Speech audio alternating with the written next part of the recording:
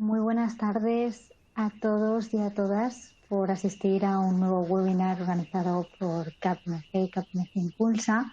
En esta ocasión vamos a hablar sobre las consideraciones para estructurar el patrimonio del empresario. Y hoy contamos con José Luis López Hermida. Él es, a ver si no me equivoco, es director de Tax People Services, Family Office and Private Client en KPMG. Y bien, él nos va a dar toda la visión de cómo proteger el patrimonio obtenido con el esfuerzo empresarial.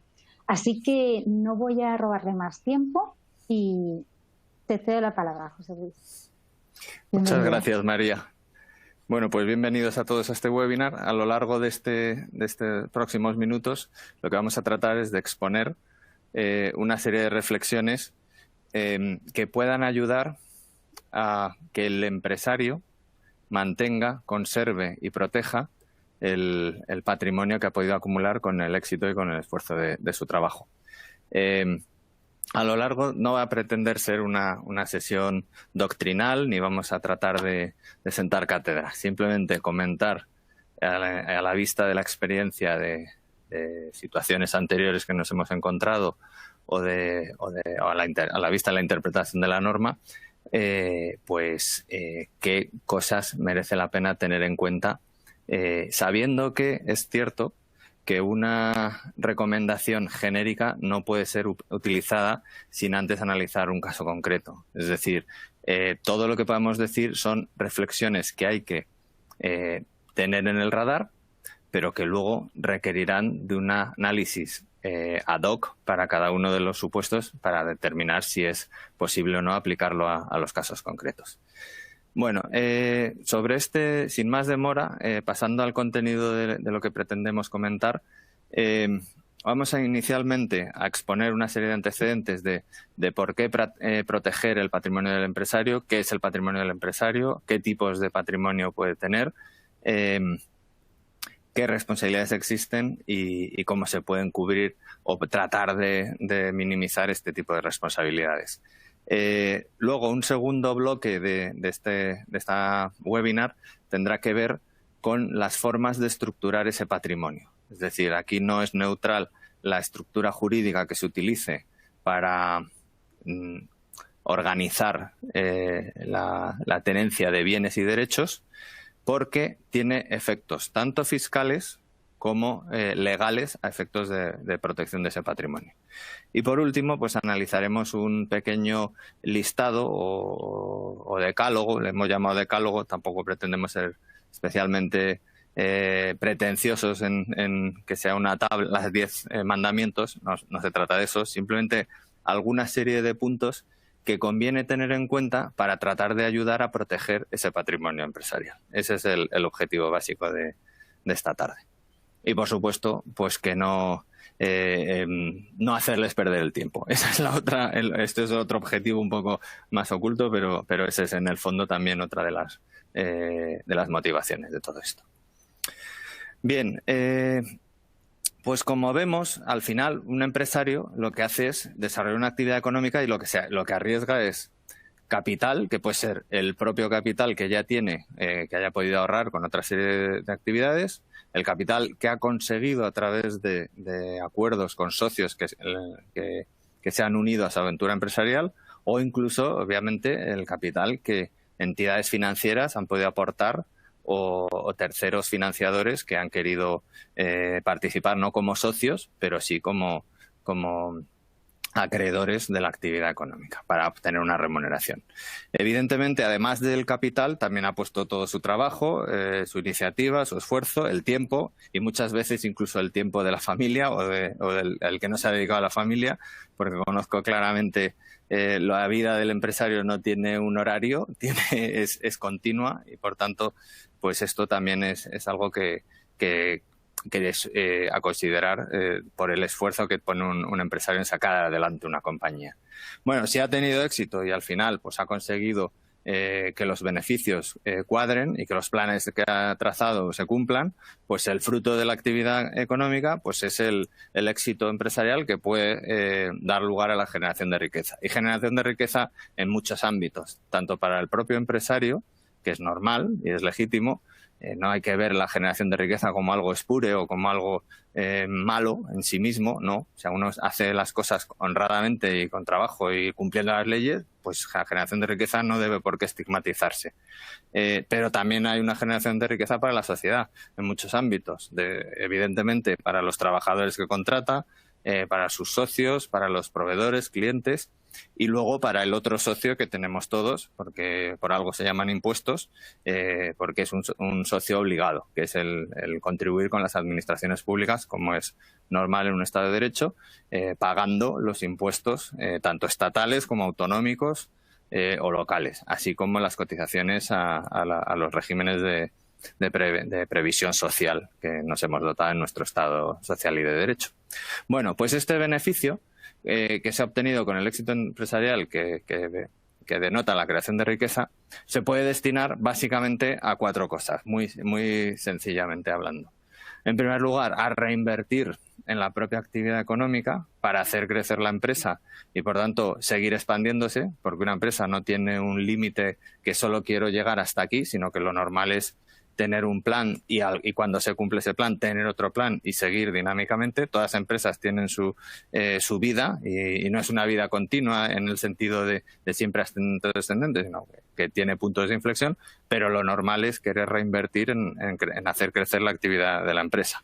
Otro destino de ese beneficio puede ser desarrollar nuevas líneas de actividad, no continuar con la que ya se tenía, sino ver pues que ese negocio ya está maduro o ya ha agotado su expectativa de beneficio y desarrollar otra línea de actividad. También se puede destinar ese beneficio al gasto, es decir, a simplemente al consumo del propio empresario, pues que quiere de alguna manera remunerarse, y puede serlo. Veremos que hay formas de remunerar al empresario o de extraer la liquidez de su compañía que no son todas iguales, no son todas neutrales, y en última instancia pues también puede generar lo que nos ocupa, que es la creación de un patrimonio privado. Entonces, este patrimonio privado al fin y al cabo es el ahorro que ha conseguido el empresario con la actividad que ha tenido. Esta creación del ahorro o del patrimonio privado, y eso es a lo que nos referimos con la generación de patrimonio privado, es decir, a acumulación de bienes que al final pues son, por así decirlo, para entendernos, como la hucha que se ha conseguido obtener con el éxito empresarial, pues a veces es progresiva, que es habitual, pues con generación de beneficios a lo largo de los años, y a veces se acelera y hay momentos de liquidez con ocasión de eventos relevantes en la vida del empresario. Por ejemplo, cesión de un negocio, por ejemplo, fusión con otra compañía a cambio de una participación minoritaria, pero con pago de liquidez. Es decir, momentos en los que esa creación de liquidez que va a destinarse a un ahorro, a un patrimonio privado, pues viene de golpe. En cualquiera de los casos, proteger este patrimonio, que ese es el objetivo de estos comentarios, estas consideraciones, pues exige que se tenga en cuenta la manera de planificar tanto en la formación de ese patrimonio como en la mera tenencia como en su transmisión generacional. Esto tiene mucho que ver con los impuestos que gravan efectivamente estos 3 periodos. En primer lugar, en la formación, pues los impuestos que gravan su formación o la acumulación de rentas, pues serían los impuestos directos, fundamentalmente el IRPF o el impuesto sobre sociedades. Los impuestos que gravan su tenencia tienen que ver, como es sabido, con el impuesto de patrimonio que actualmente está vigente en España. Si bien, como también es sabido, en la Comunidad de Madrid hay cierta especialidad de bonificación del 100%. Y, en tercer lugar, también tiene que ver con los impuestos de sucesiones y donaciones. Estos 2 últimos impuestos, el de patrimonio y sucesiones y donaciones, están siendo objeto de reflexión y se ha constituido una comisión de expertos para la reforma fiscal que van a poner el foco, entre otros aspectos, en la posible reforma de los impuestos patrimoniales. Por tanto, esto es el objeto y es la base sobre la cual se va a estudiar la estructuración jurídica y fiscal del patrimonio. O sea, ¿para qué sirve la estructuración jurídica y fiscal del patrimonio? Pues para proteger el patrimonio en todas estas fases. Eso es lo que queríamos decir. Bien, para saber cómo proteger el patrimonio, pues una pregunta razonable es decir, ¿qué entendemos por patrimonio? O sea, ¿qué es el patrimonio y qué no es el patrimonio? O sea, el patrimonio no existe una definición legal, o sea, no hay una norma, un precepto, un artículo que diga el patrimonio es esto, no. Esto es una definición que puede doctrinalmente admitirse, que es el conjunto de bienes y derechos de naturaleza económica vinculados entre sí, ya sea por su destino, por los fines a los que responde o por su titularidad. Entonces, ¿por qué tiene relevancia el concepto de patrimonio? Por 4 ideas fundamentales. La primera, porque delimita quién es el que tiene la capacidad de administrarlo y de gestionarlo, y en su momento de decidir y ordenar su transmisión. Por tanto, el titular jurídico es el que determina qué podemos entender por el patrimonio de una persona. Pues el patrimonio cuya titularidad pertenece a esa persona. En segundo lugar, y esto es básico, la responsabilidad. La responsabilidad es importante porque en nuestro ordenamiento, como veremos, es el patrimonio la base sobre la que se sustenta la responsabilidad de los deudores y facilita la posibilidad de distinguir las diferentes masas de bienes y grados de afectación que tienen cada una de ellas. En tercer lugar, porque el patrimonio es el objeto de la transmisión de la masa hereditaria en la sucesión o fallecimiento de su titular. Y en cuarto lugar, porque permite intercambiar unos bienes o derechos por otros, lo que legalmente se habla de subrogación real. Como, por ejemplo, sería el caso de una compraventa donde se intercambia la cosa por el precio.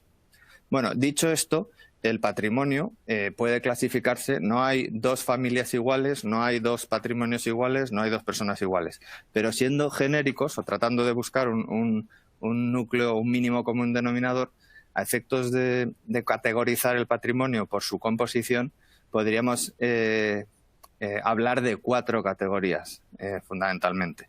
Primero, el patrimonio empresarial, que como hemos visto normalmente es el origen o la fuente de excedentes de ese ahorro que se ha obtenido, y en la mayor parte de los grandes patrimonios siempre hay un origen empresarial cuando ese empresario o ha tenido éxito o ha vendido la empresa o continúa con ella, y es la fuente, ha sido el origen de la acumulación de patrimonio en esa familia.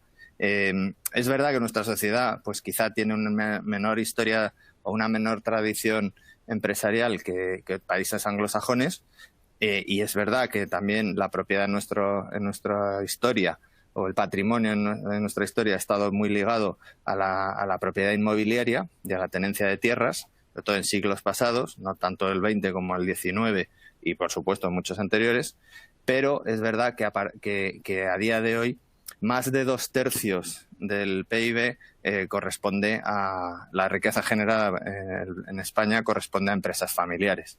Entonces, esto hace que el patrimonio empresarial pues sea el principal o el motor a partir del cual pues se pueden desarrollar las otras categorías de patrimonio.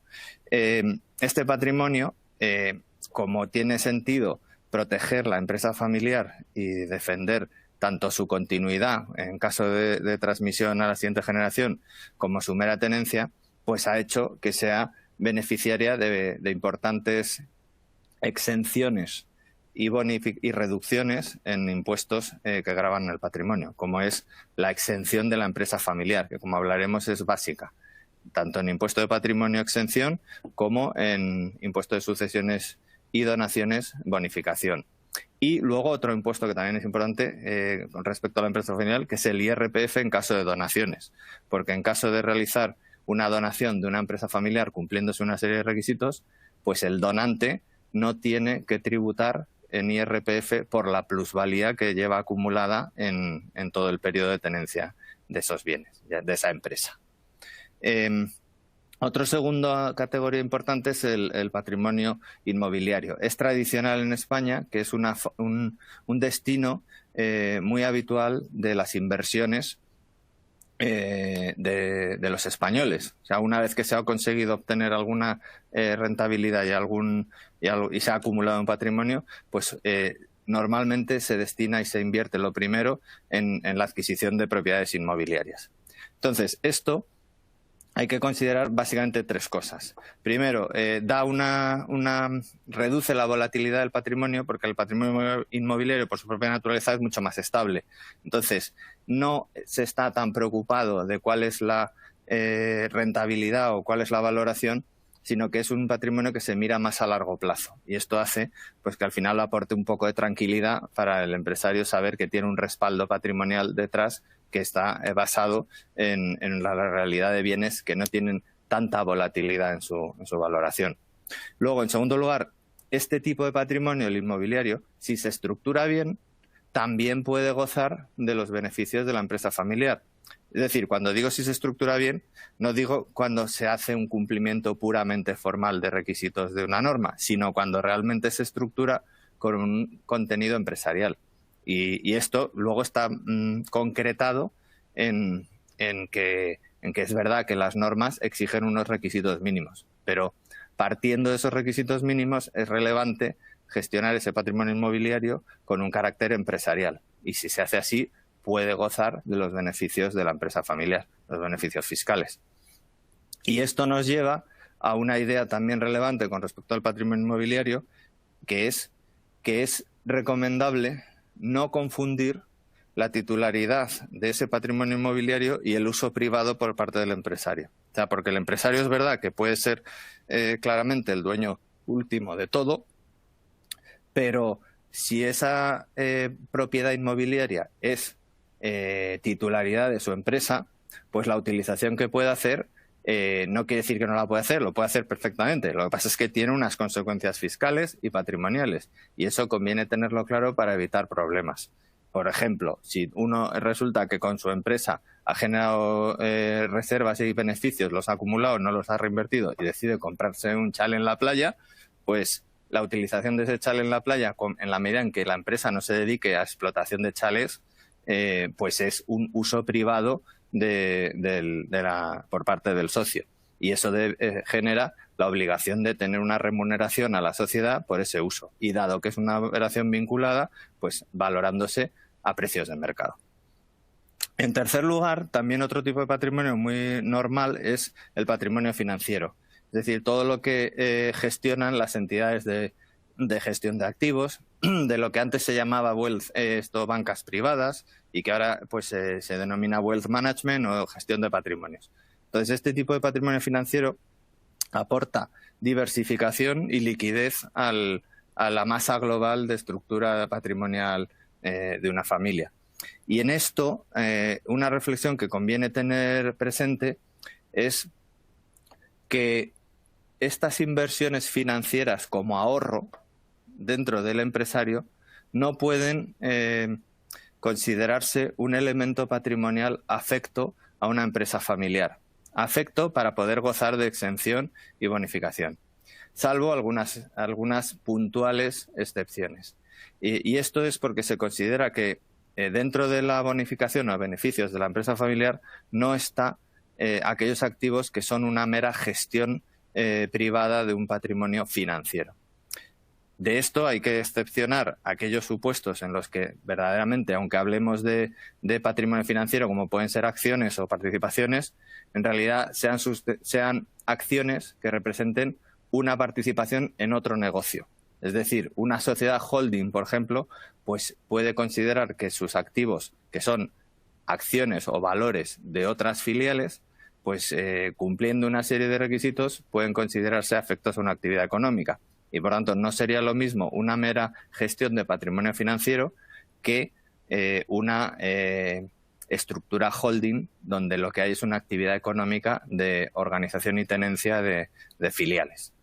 Luego también es verdad, se podría entrar en más detalle con respecto a algunas categorías de patrimonio financiero, como pueden ser las entidades de capital riesgo, en la medida en que ha habido pronunciamientos de la Administración diciendo que la actividad de capital riesgo, si uno participa, por ejemplo, en una SCR, una sociedad de capital riesgo, en más de un 5%, pues esa SCR puede considerarse que desarrolla actividad económica. Y aunque sea algo que se pueda estar distribuyendo o canalizando a través de entidades de gestión de patrimonios, a través de bancas privadas, que ofrecen a sus clientes pues participar en una sociedad de capital riesgo, en la medida en que esa sociedad de capital riesgo desarrolla una actividad económica, un empresario que destina una cantidad que le permite llegar a un 5% de esa SCR, pues puede tener la consideración de activo afecto a la actividad económica y, por tanto, gozarle de los beneficios de su empresa familiar.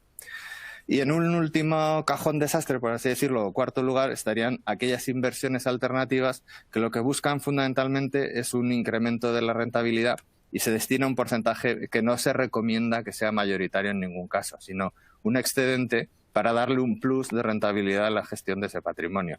Y, de nuevo, también a la vez de destinarse una cantidad pequeña, también es verdad que se busca una descorrelación del resultado con los mercados. Es decir, algo que no sea directamente seguir lo que ha sucedido con los índices o con las cotizaciones, sino que tenga que ver pues con otra serie de consideraciones. Y aquí podríamos hablar de muchos tipos de bienes, desde los más sofisticados, los más arriesgados, hasta los más tradicionales, de private equities, inversiones en capital riesgo, hasta, si ustedes quieren, hasta inversiones que ahora parece que son objeto de mucha información periodística relacionadas con criptodivisas. Bueno, pues serían inversiones alternativas que, como digo, deben ser en todo caso minoritarias.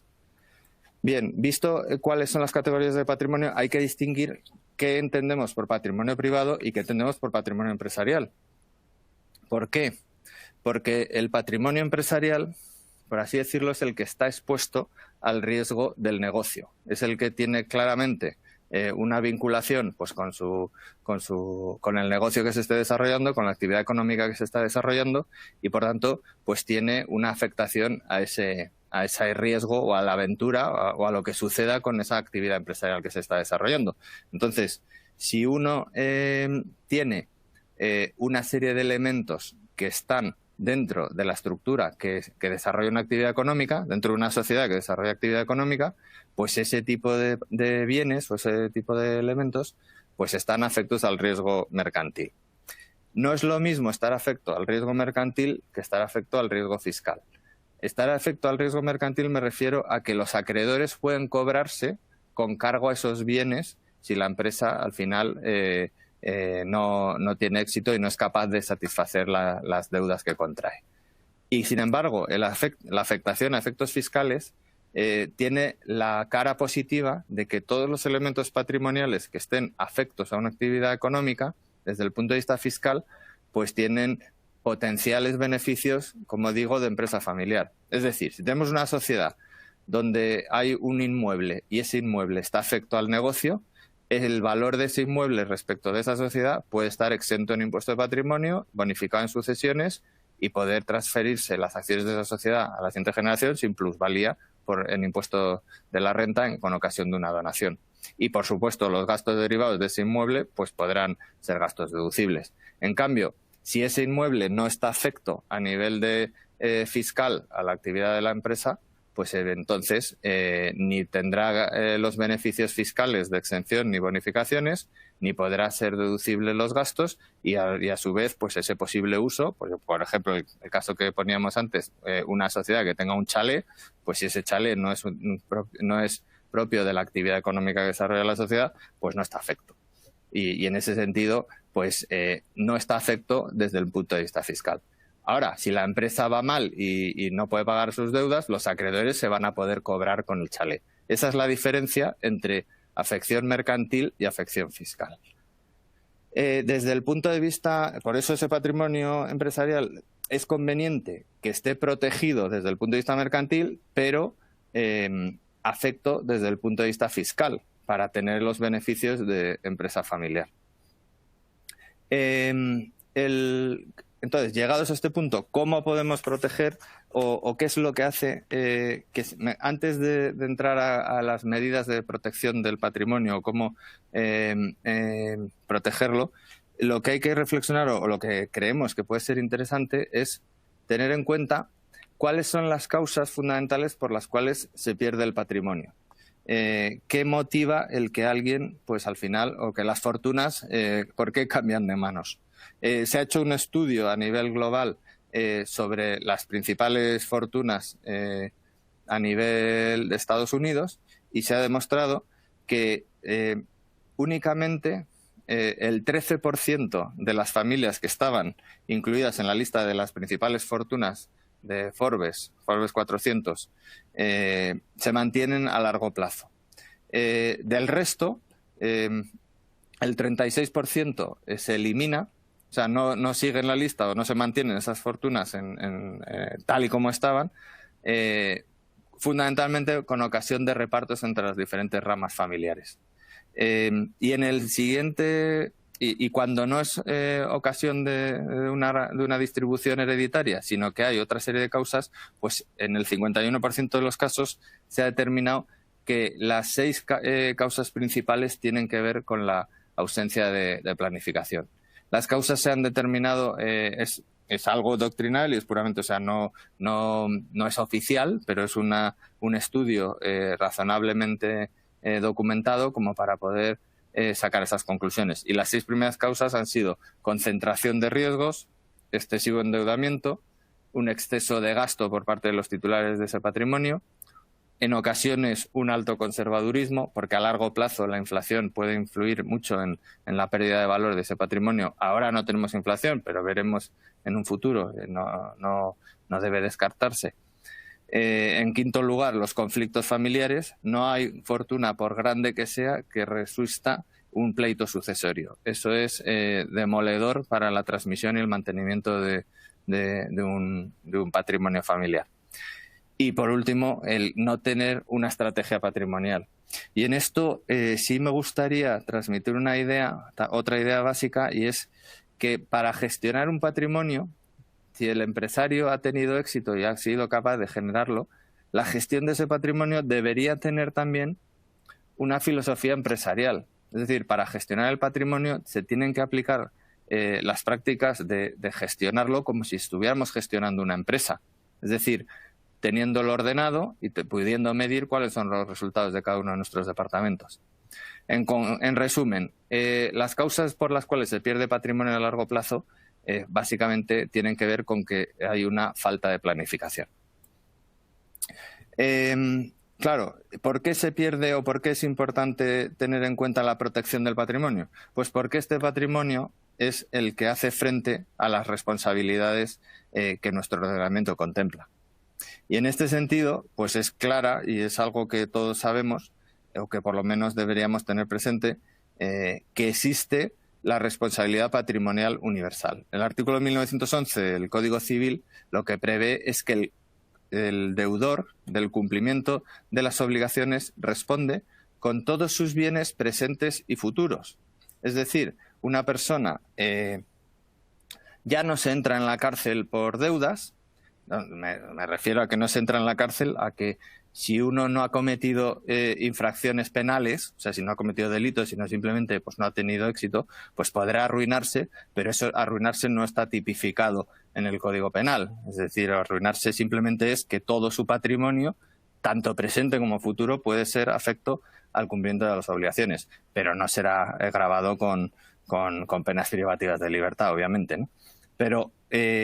Pero siendo esto así, es decir, no teniendo esa pena de libertad, sí es verdad que su situación patrimonial queda comprometida para siempre. Por tanto, esto es el principio básico que hay que tener en cuenta si uno va a desarrollar una actividad que pueda tener un riesgo empresarial o mercantil.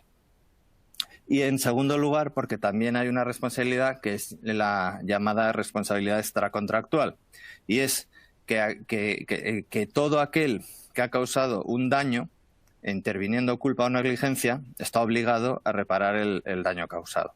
Por esto es relevante tener presente que para reparar ese daño, el patrimonio de propiedad del causante o del determinado causante, pues es lo que va a responder para hacer frente a esas obligaciones. Aquí también querría destacar que existe una responsabilidad extracontractual, como la que hemos visto, o sea, una responsabilidad por las omisiones o por los actos que generen un daño, cuando el que comete estos actos no es la persona directamente, sino que es un empleado que pudiera tener el empresario. Entonces esto, según el artículo 1903, configura lo que se denomina como la responsabilidad extracontractual por los empleados. Más que de los empleados, es por los empleados. Porque el dueño director de un establecimiento o una empresa, pues respecto a los perjuicios que pueda causar sus empleados, es responsable. Entonces hay una serie de circunstancias en las que se puede probar que uno ha puesto toda la diligencia debida, de manera tal que se evita el que exista esta responsabilidad. Y esa diligencia es lo que en derecho se habla de la diligencia del buen padre de familia. Esto es los principios generales de responsabilidad y, por tanto, hay que tenerlos en cuenta porque el patrimonio va a responder de estas responsabilidades, entre otras. Pero estas son las básicas. Y claro, ante esta responsabilidad, la pregunta que surge es cómo podemos proteger o tratar de evitar al máximo que la responsabilidad se lleve por delante el ahorro, lo que hemos conseguido con nuestra actividad. Bueno, pues aquí hay que distinguir dos grandes escenarios. Uno, el escenario en el que el empresario es persona física, y entonces si tenemos un empresario que desarrolla su actividad sin haber montado o constituido sociedades, pues hay algunos mecanismos o métodos para tratar de atenuar o reducir esta responsabilidad. En primer lugar, si es un empresario individual que está casado, pues es conveniente que los bienes que están afectos del matrimonio al resultado de su actividad económica, en la medida en que partan de propiedad del cónyuge o que parte de ellos sean del cónyuge, o bien porque son bienes privativos del cónyuge, o bien porque son bienes comunes de los dos y, por tanto, la mitad de cada uno de ellos corresponde a cada uno de los cónyuges, pues es conveniente que el cónyuge no empresario manifieste su oposición a la afectación de esos bienes y lo haga de modo expreso para que las deudas que pueda haber contraído el empresario individual no puedan llevarse ese patrimonio cuyo cónyuge no ha consentido en que se afecten.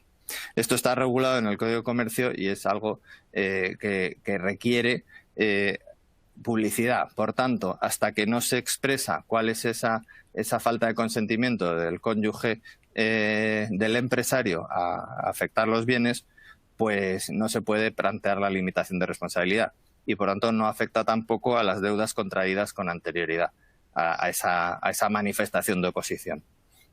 En segundo lugar, y muy relacionado con esto, pues es el régimen económico matrimonial. O sea, un empresario individual que asume con su actividad, un autónomo que asume con su actividad determinados riesgos, pues tiene mucha lógica que estudie o se plantee si su régimen económico matrimonial debe ser uno que claramente separe responsabilidades, otorgando, por ejemplo, capitulaciones matrimoniales y optando por alguno de los regímenes matrimoniales que tenemos en nuestro derecho, que los tres principales, como es conocido, son el de gananciales, el de separación de bienes y el de participación. Bueno, pues en el de separación de bienes y en el de participación se limita la responsabilidad, porque los bienes del cónyuge que no es empresario, pues no van a responder de esto. Por lo tanto, eso sería algo razonable el hacer separación de bienes cuando estamos hablando de empresario individual casado. Luego, en tercer lugar, ha habido una novedad en el año 2013 que tiene que ver con la ley de fomento de la actividad empresarial, o sea, la ley de emprendimiento que se ha venido a denominar, la ley 14/2013, en virtud de la cual se contempla la posibilidad de que un empresario individual se declare como emprendedor de responsabilidad limitada. Entonces, ¿qué es lo que hace con ello? Pues directamente proteger una serie de bienes y limitar la responsabilidad para que no afecte a esos bienes. Y las deudas que pueda haber contraído con su actividad económica, pues no afecten a esos bienes. Tiene que ser empresario individual, como digo, ha de girar en el tráfico mercantil con la denominación específica de emprendedor de responsabilidad limitada, o sea, tiene que hacerse constar en sus facturas que es en un RL, y no afecta, pues obviamente, ni a casos que pudieran determinarse como fraudulentos o negligentes, ni a las deudas anteriormente contraídas. O sea, aquí un empresario que decida esto, pues ¿qué es lo que puede hacer? Proteger, por ejemplo, la vivienda habitual en concreto, como contempla la propia normativa de ley de emprendimiento, hasta un valor de 300.000 euros. Esto requiere también que se inscriba en el registro de la propiedad que esa vivienda está protegida respecto a la actividad del emprendedor de responsabilidad limitada.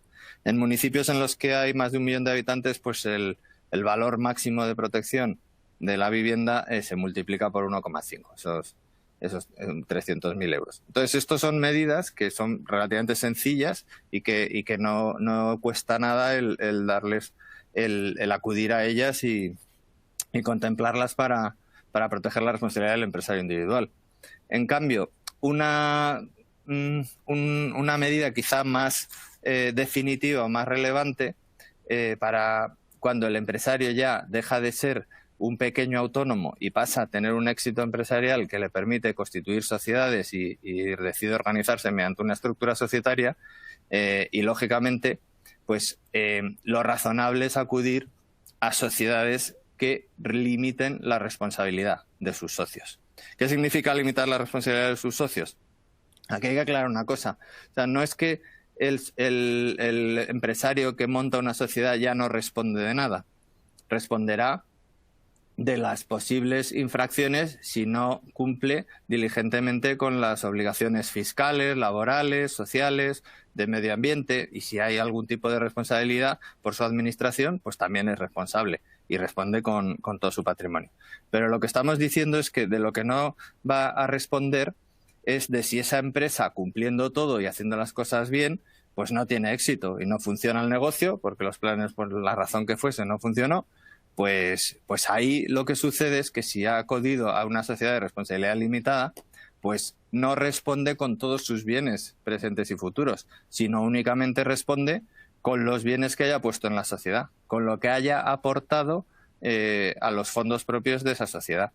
Entonces, esto pues es una medida definitiva, lógica, que da la explicación de por qué el empresario suele acudir al régimen de estructura societaria. Luego, es verdad que las sociedades limitan la responsabilidad, pero es verdad que hay algunos supuestos en los que esa limitación pues queda también congelada. Aquí simplemente les voy a citar algunos casos para que los tengan en cuenta, pero que no tiene por qué darse siempre. Cuando estamos hablando de emprendedores que constituyen una sociedad, pues hay un periodo de tiempo muy breve, desde que se constituye la sociedad hasta que está inscrita en el registro mercantil, en el que esa sociedad se denomina sociedad irregular o sociedad en formación. Bueno, pues en ese momento, si realiza operaciones, los propios socios responden y no limitan la responsabilidad.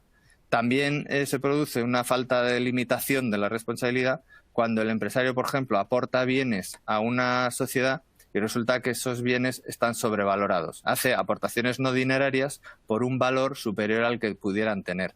Bueno, pues en esos casos de sobrevaloración también hay responsabilidad de todos los bienes presentes del empresario por el exceso que ha aportado de sobrevaloración. Otro supuesto pues es cuando el empresario constituye al 100% del capital de la sociedad y, por tanto, o bien lo constituye inicialmente o bien lo acaba adquiriendo, y no se produce la inscripción de la unipersonalidad. La unipersonalidad significa eso, que tiene un único socio, que la persona jurídica tiene un único socio. Esto tiene que inscribirse en un plazo de 6 meses desde que se produce y, por tanto, si no está inscrita, el tráfico mercantil pues no sabe que esa sociedad tiene como único dueño a un determinado socio, ¿no? Entonces, la consecuencia es que no hay limitación a la responsabilidad de ese socio si no está inscrita y, por tanto, respondería de las deudas con su patrimonio. También se produce el mismo supuesto en los casos de reducciones de capital con devolución de aportaciones o en separación de socios. O sea, cuando un socio retira capital de la compañía o se separa, pues hay una responsabilidad del socio por 5 años y siempre hasta el importe recibido en esa reducción o en esa separación de capital. También cuando la sociedad se liquida, pues eso no significa que las deudas que pudiera tener o generar esa sociedad o las que estuvieran pendientes, pues no se puedan transmitir. También hay un supuesto en el que se puede dar el caso de que el empresario va a responder con el límite de la cuota de liquidación del haber social. O sea, al disolver la sociedad le dan la parte que le corresponde a cada uno de los socios y hasta el límite de esa parte, pero puede haber responsabilidad derivada de deudas contraídas por la compañía. Y por último, hay un supuesto doctrinal, más bien construido por la jurisprudencia, que es el levantamiento del velo. ¿Y esto a qué responde? Pues responde básicamente a que lo que no se puede permitir es que la mera constitución o interposición de una sociedad se haga con un fin fraudulento, es decir, en fraude de terceros o perjudicando o buscando no asumir las deudas que uno tuviese. Y entonces, para evitar eso, pues pone los bienes a nombre de una sociedad. Y entonces, este tipo de prácticas, pues obviamente no son prácticas empresariales, o sea, son prácticas pues de alguien que no es lo que concebimos como un empresario, ¿no? Sino estamos hablando de otras cosas.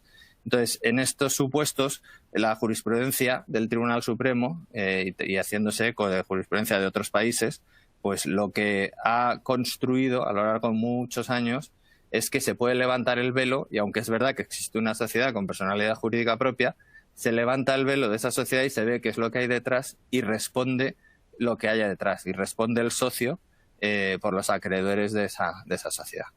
Bueno, entonces, vistos las formas básicas, muy simples, de limitar responsabilidades, vamos a ver cuáles son las estructuras patrimoniales más habituales a nivel empresarial.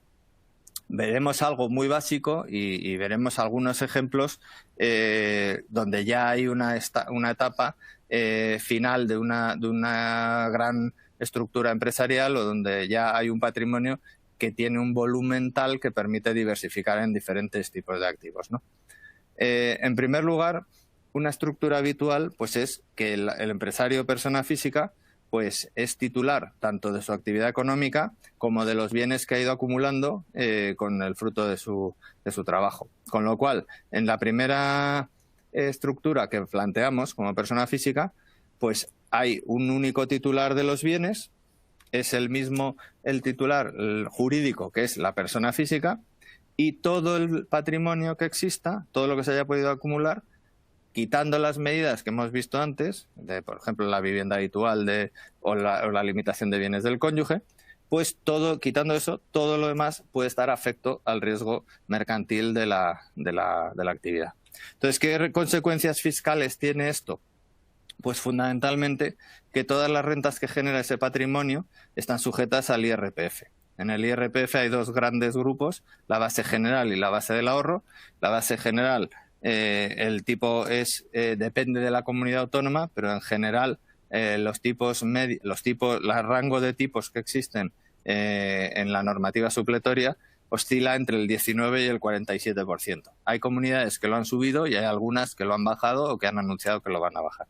Y en cambio las rentas del ahorro pues tienen una tributación entre el 19 y el 21%. Por tanto, si ese patrimonio o ese ahorro lo tiene la persona física, pues sabemos que lo normal es que la tributación de las rentas esté entre el 19 y el 21%.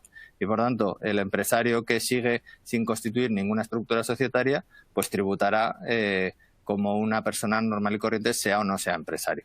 Aquí hay que tener en cuenta que los elementos patrimoniales afectos a un empresario individual, por ejemplo, un farmacéutico que tiene su farmacia, pues esos elementos patrimoniales afectos a su actividad, si se transmiten y se obtienen rentas positivas por ellos, se vende la farmacia y el local de la farmacia lo percibe el empresario individual farmacéutico, pues eso no se califica como ganancia o como rendimiento de actividad económica, sino que se califica también como ganancia o pérdida patrimonial y por tanto puede tributar al tipo máximo que actualmente es el 26%. El 19 y el 21 era justo hasta el 1 de enero del del 2021, cuando se ha producido la entrada en vigor de la modificación prevista en la Ley de Presupuestos Generales del Estado y, por tanto, pues tenemos una base del ahorro que va del 19 al 26%.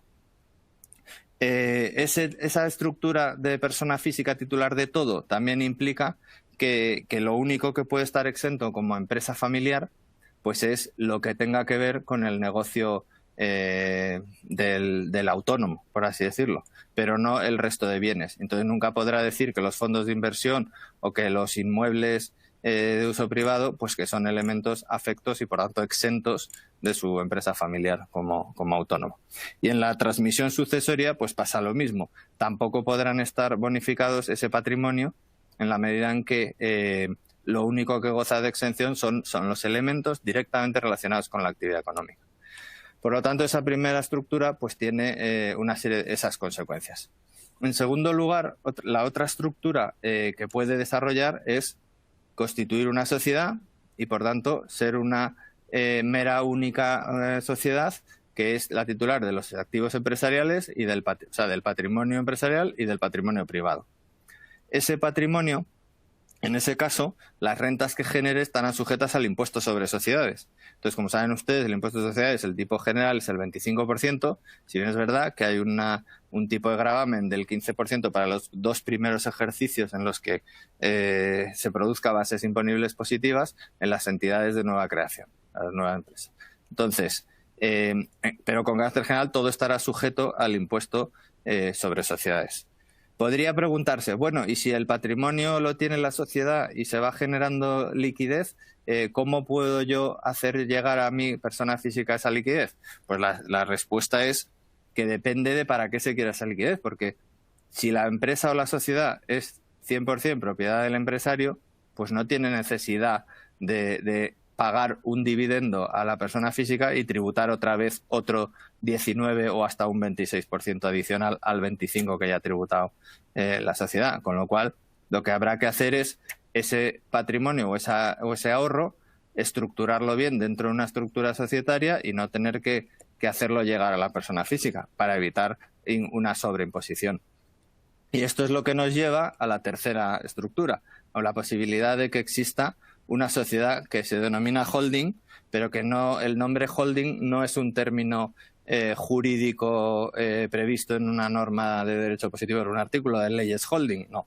Simplemente es un término para entendernos que lo que supone es que es una sociedad que a su vez tiene una estructura societaria por debajo, o sea que tiene la titularidad de diferentes sociedades. Entonces, en una estructura holding, lo que sí podemos obtener es que si bien todo forma parte de la misma titularidad jurídica, es decir, todo es propiedad de la sociedad holding, se pueden aislar los riesgos y luego veremos que hay una serie de ventajas que se pueden enunciar brevemente, pero que hacen que los riesgos de ese patrimonio no estén todos mezclados con el riesgo de la actividad empresarial. Entonces podríamos tener en esa estructura holding una parte de bienes afectos a la actividad empresarial, que son los relacionados directamente con la actividad económica, y otra parte de bienes que son el patrimonio o los beneficios de los excedentes que se han podido reinvertir en otra sociedad. Y entonces tendríamos colgando esa holding otra sociedad que pudiera ser una sociedad inmobiliaria o una sociedad de otro tipo que pudiera estar protegida del riesgo mercantil de la actividad originaria. Luego, la sociedad holding, en la medida en que todos sus activos o más de la mitad de sus activos estén afectos a actividad económica, como sería el caso si las participadas a su vez tienen más del 50% compuesto por elementos afectos, pues podría beneficiarse de exención de impuesto de patrimonio y bonificación de impuesto de sucesiones y donaciones. Bueno, como decía anteriormente, la sociedad holding puede tener beneficios que van más allá de simplemente la protección patrimonial. Los beneficios, hemos listado algunos y para simplemente tenerlos en consideración, pues un principal beneficio podría ser que facilita el aplicar todas las bonificaciones y exenciones de la empresa familiar. Porque si tenemos una sociedad holding, y la empresa familiar con forma societaria lo que requiere es cumplir requisitos del socio y de la sociedad, pues si solo tenemos una sociedad holding, pues es más sencillo cumplir los requisitos en esta sociedad. Y por tanto no hay que estar percibiendo salarios, por ejemplo, de diversas compañías, aunque es verdad que esos salarios a efectos del cómputo pudieran excluirse individualmente. Es decir, si un señor tiene 3 sociedades y las 3 son sociedades en las que participan más de un 5% y son empresa familiar, pues si cobra el sueldo de esas 3, pues podría tener exención en las 3. Pero evidentemente si tenemos una única sociedad que es la titular de las participadas de esas otras 3, o sea, tenemos una holding por encima de esas 3 sociedades, pues ya solo tiene que cobrar un sueldo. Y ese sueldo, pues al final hará que si es menor, pues tiene una tributación menor en el IRPF, dado la progresividad del impuesto. Otra ventaja de las estructuras holding es que permite estanqueizar los riesgos. Entonces, si tenemos una holding, es como lo que se denomina estructuralmente como sociedades peine, es decir, donde tenemos una base por arriba y luego las diferentes púas son las diferentes sociedades que forman parte de la estructura holding. Bueno, pues los riesgos de una de las púas no contagian a los riesgos de las otras, siempre que estemos hablando, por supuesto, de administración diligente. O sea, no estamos hablando de cometer infracciones, sino que simplemente es una organización pues donde hay una actividad y si tiene éxito, muy bien, y si no tiene éxito, pues no pasa nada. Facilita la sucesión empresarial porque da posibilidad de que entren nuevos socios. Posibilita también la consolidación fiscal, dado que podría acudirse al régimen de consolidación tanto en impuestos de sociedades como en impuesto como consolidación a nivel contable, y flexibiliza la estructura de flujos. Esto, al final, lo que supone es que los dividendos que pueda generar una de las filiales pueden repartirse a la holding con una bonificación del 95% y luego la holding invertirlo en nuevos negocios. Como vemos, son estructuras que pueden dar lugar a beneficios más allá más allá de la protección patrimonial. Bueno, visto esto, podemos llegar a que cuando ya la familia ha evolucionado y ya está en un nivel de volumen de activos razonable, muy elevado, pues la verdad es que puede dar lugar a una estructura patrimonial holding como la que hemos planteado aquí. Esto es un mero ejemplo, pero simplemente para que tengan en cuenta que puede tener sentido a efectos de cómo estructurarlo.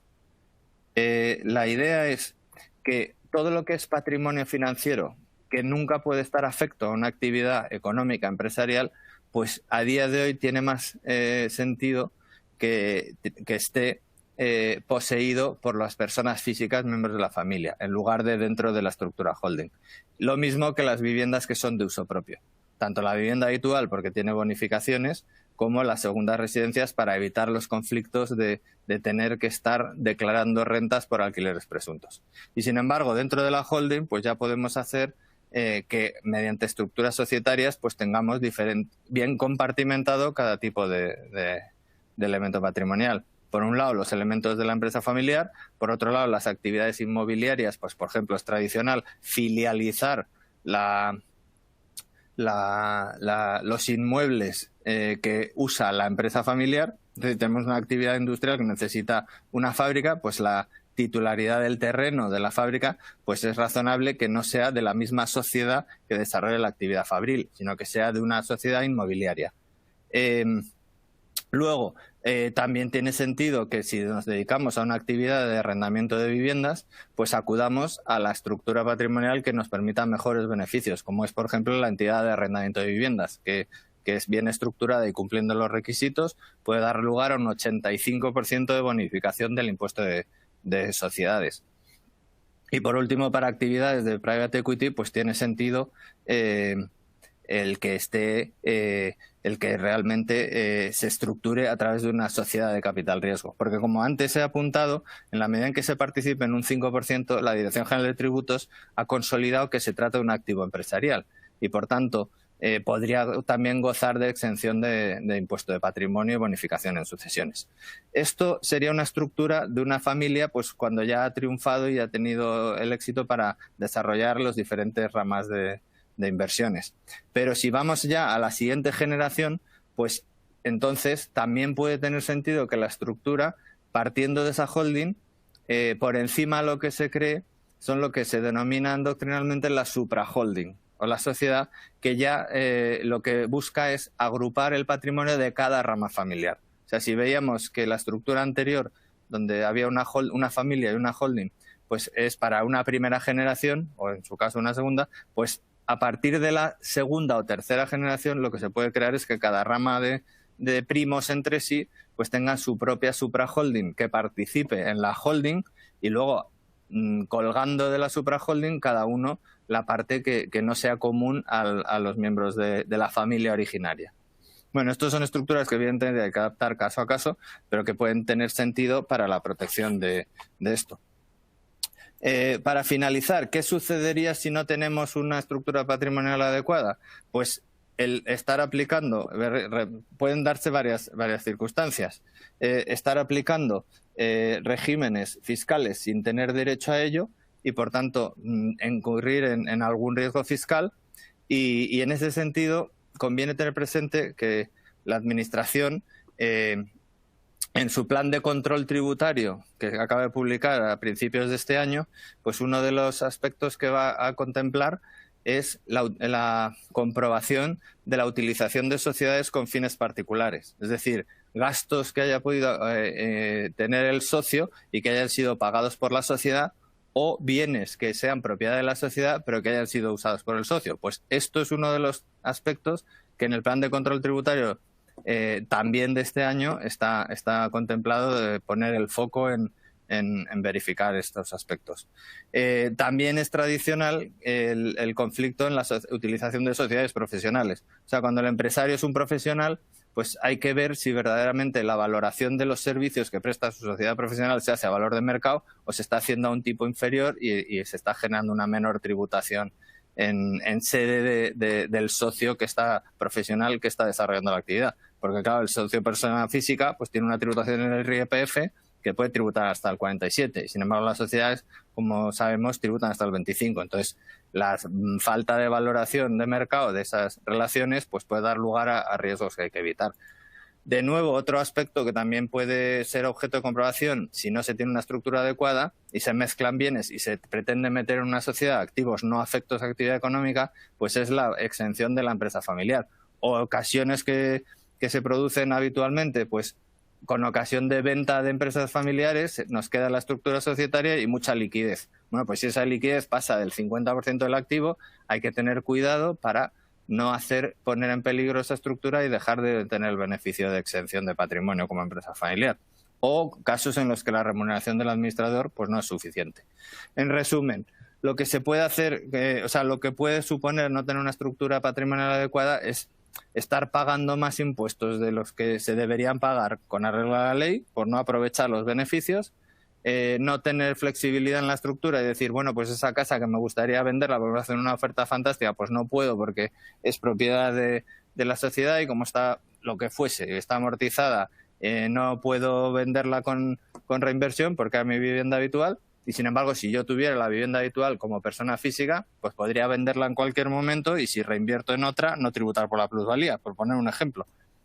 Y, por último, dificulta la gestión o la optimización de la rentabilidad del patrimonio con un criterio empresarial, que es lo que antes aludía. O sea, la gestión del patrimonio tiene que llevarse a cabo con criterios empresariales. Y esto, si está todo mezclado en una estructura societaria y no está bien separado qué es empresa y qué son bienes privados, pues puede dar lugar a que no se sabe cuál es la rentabilidad que me está generando mi empresa, porque puede estar distorsionada por rentabilidad de otra serie de bienes.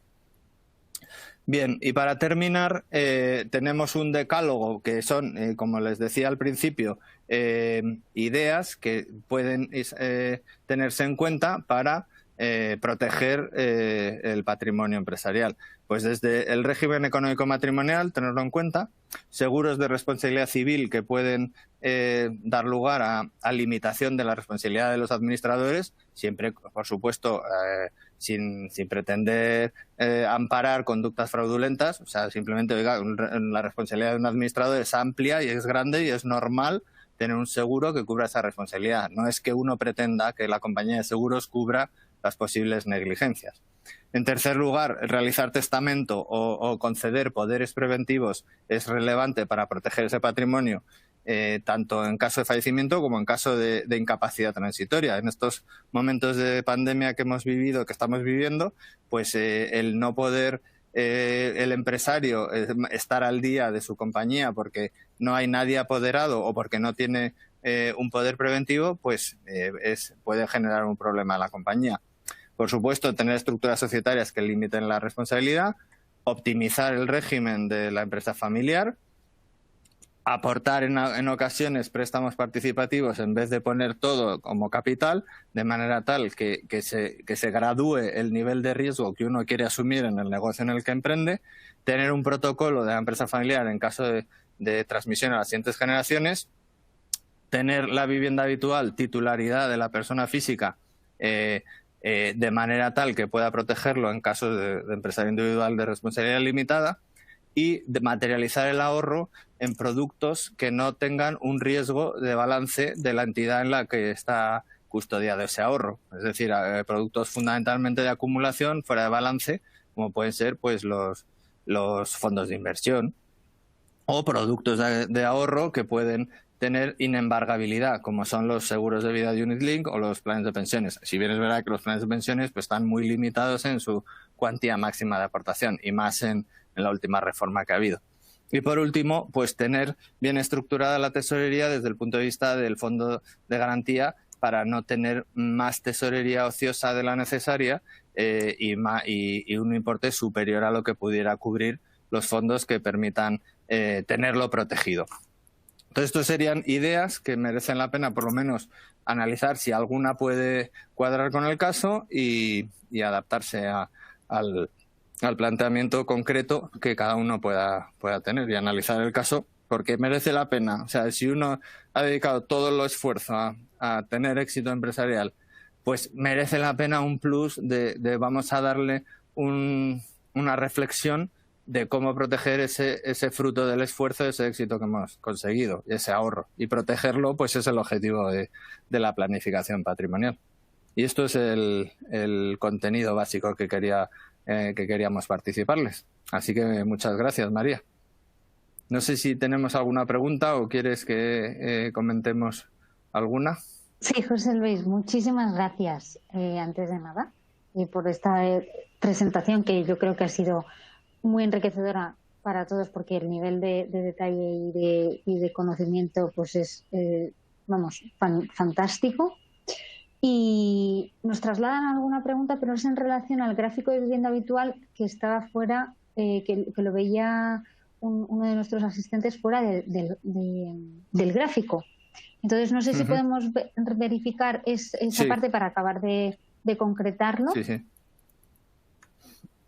Sí, la idea es que es una estructuración ideal, o sea, es simplemente un modelo. Pero, ¿qué ventaja tiene que la vivienda habitual del empresario o de la persona física sea titularidad de la persona en lugar de titularidad del holding o titularidad de las sociedades?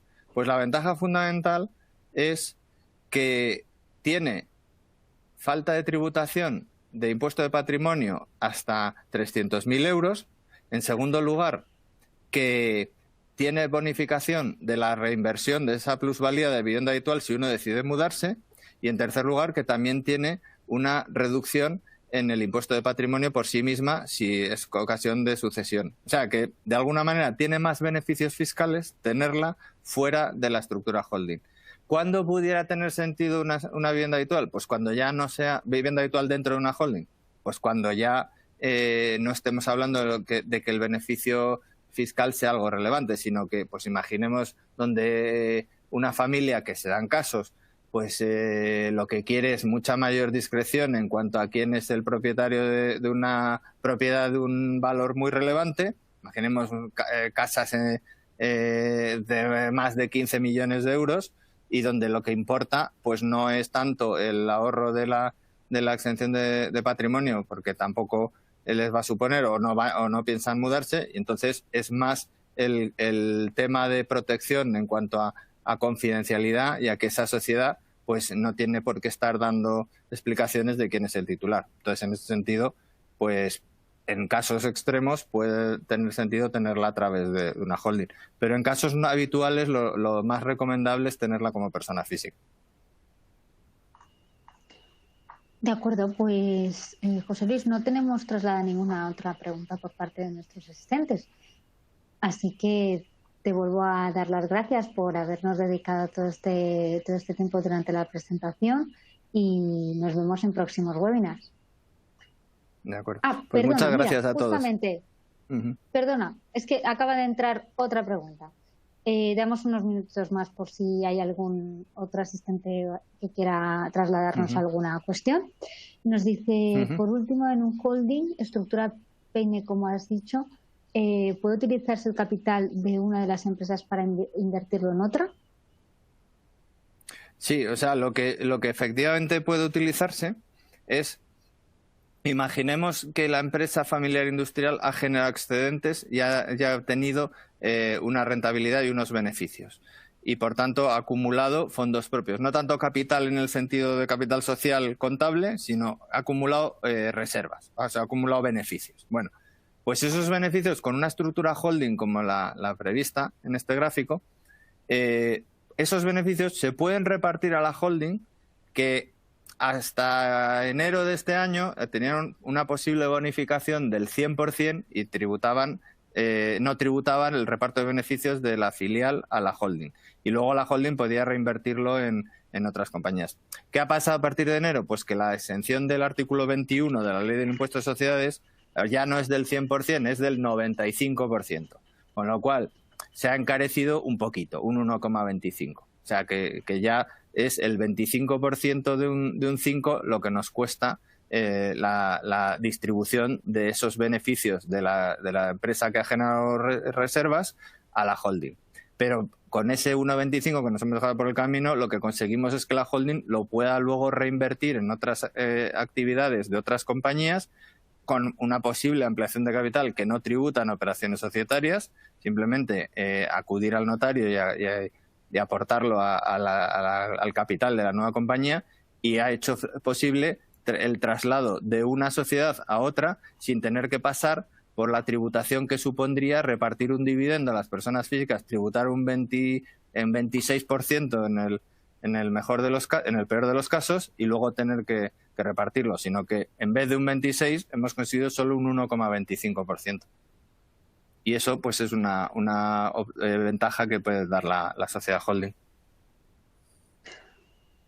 Pues ahora sí que parece que no tenemos ninguna pregunta más.